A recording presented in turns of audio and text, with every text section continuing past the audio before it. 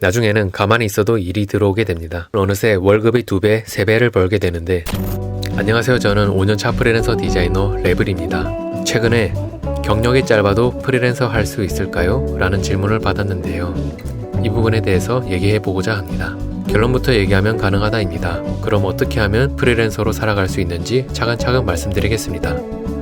먼저 프리랜서 디자이너라면 회사를 다니지 않고 외주 작업으로 먹고 사는 걸 의미하는데요. 처음부터 프리랜서로 활동하기는 쉽지 않습니다. 물론 아주 가볍고 단순한 외주는 제외하고요. 저는 회사를 다닌 지 3, 4년 만에 본격적으로 외주다운 외주를 받기 시작했는데요. 아무래도 실력과 포트폴리오가 부족하다 보니 외주를 받기 어려웠던 것 같습니다.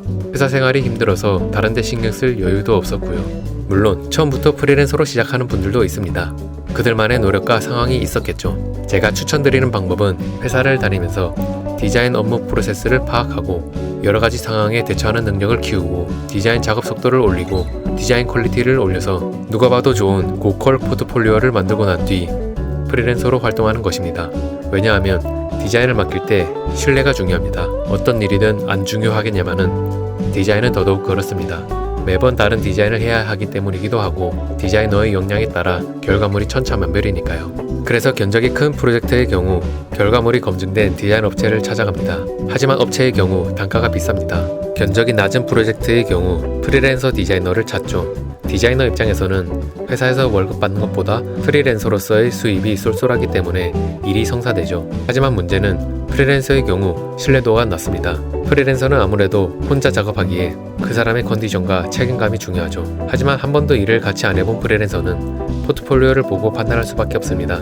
포트폴리오를 보면 그 사람의 경력이 얼마인지, 얼마나 많은 작업을 하였고 실력은 어떤지 간접적으로나마 알 수 있습니다. 포트폴리오가 갖춰져 있다면 이제 외주를 받을 수 있습니다. 외주를 받는 방법은 다양합니다. 학교나 회사에서 알게 된 학연 지원을 통해 외주 문의가 들어올 수도 있고 디자인 관련 커뮤니티 사이트에서 올라오는 외주 구인 게시글을 보고 자신이 직접 지원해 볼 수도 있으며 또 자신의 포트폴리오를 등록하여 클라이언트로부터 연락이 오길 기다릴 수도 있겠죠. 최근에는 크몬 같은 외주 플랫폼을 통해서 일을 받을 수도 있는데요.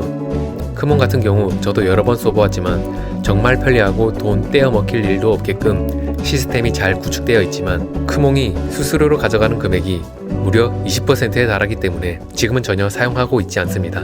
100만원짜리 외주를 받으면 20만원은 수수료로 떼이고 추가로 세금도 떼이는 거죠.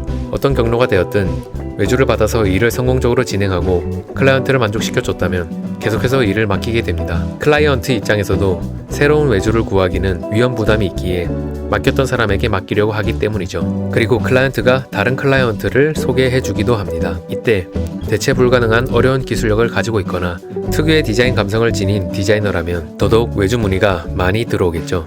나중에는 가만히 있어도 일이 들어오게 됩니다. 자기 혼자 감당할 수 없을 정도로 일이 몰리면 디자이너를 추가로 영입하여 조직화할 수도 있고 아니면 자신의 디자인 성향에 맞거나 단가가 높은 프로젝트만 받아서 진행해도 되겠죠. 그렇게 하다 보면 어느새 월급이 2배, 3배를 벌게 되는데 그때 당시에는 뭔가 다 잃은 것만 같고 앞으로 부자가 될 것만 같았는데 냉정하게 생각해보면 디자이너의 수명은 길지 않기에 자신의 상황에 안주하기보다 계속해서 트렌드를 읽고 세상에 가치 있는 무언가를 만들고 공유해야겠다는 생각이 들어서 외주는 먹고 살 정도로만 받고 유튜브를 하기 시작했습니다.